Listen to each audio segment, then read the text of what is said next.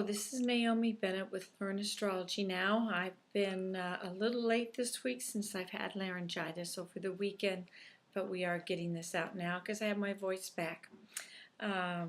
For the prior week's events that were the most important, I think was the Hungarian ecological disaster where toxic red sludge went down 4 villages and now it's threatening the Danube River. And that's obviously from benign neglect on the owners of the aluminum plant.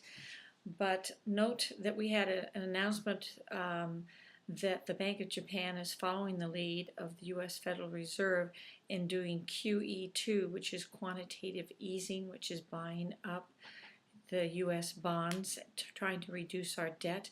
But I think we're seeing that as a major impact in the markets in that gold is now sky high and the US dollar is dropping, which actually means for us consumers is that we're going to have major inflation because gold intrinsically stays at one level.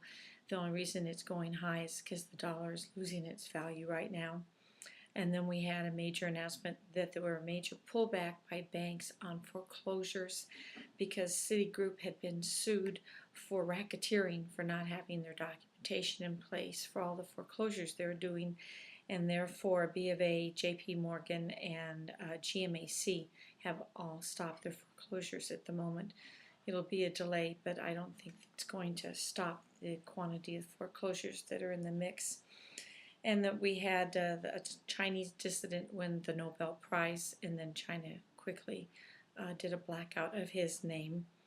And then interestingly, we had talked about arts and creativity, and MGM has filed bankruptcy to protect itself, but they're reorganizing. So it's actually a good thing because they're trading their debt for equity with their creditors, and it's mostly owned by Carl Icahn, and he had refused taking 2 bids from buyers, one from India and one from Time Warner. So this is actually a good thing because MGM is going to survive and make it from this time period. So we will go on to the forecast for this coming week, but note that I'm going to do an additional podcast on what lunar highs and lows are, so you can explain that, and then in the coming weeks we are going to go on with forecasts for the coming year. So here's our next section. This is the weekly astrology podcast for October 10th, 2010 for forecasting. This is generally going to be an excellent week, so we are going to minimize our forecast predictions and start talking about what lunar highs and lunar lows are. The Sunday starts with the moon in Scorpio. Therefore, it's an excellent day for all Scorpios, not so good. It's a cycle low for Taurus. So when the moon is in your sign, you are more acute, accurate. You'll get what you want. It's a good time to initiate new projects or ask for help from others. But if it's your cycle low, you're better off waiting those 2 days. This is a quiet week. We are going to have mostly a time for greater creativity for the arts, for music, for film, and those very best 2 days are going to be Friday and Saturday of this week, the 15th and 16th. So on Monday and Tuesday, the moon goes into Sagittarius.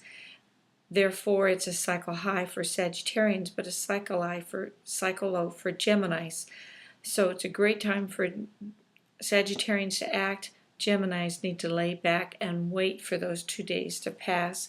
Whereas on Wednesday and Thursday, the moon is in Capricorn. Great time for Capricornians, less so for Cancer. Cancer needs to wait till the moon passes their opposite sign before they make an initiation.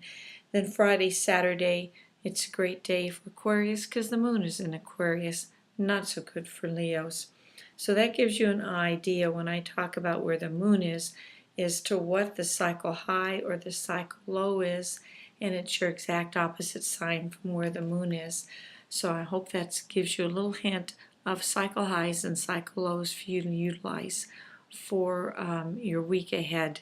This is Naomi Bennett with Learn Astrology.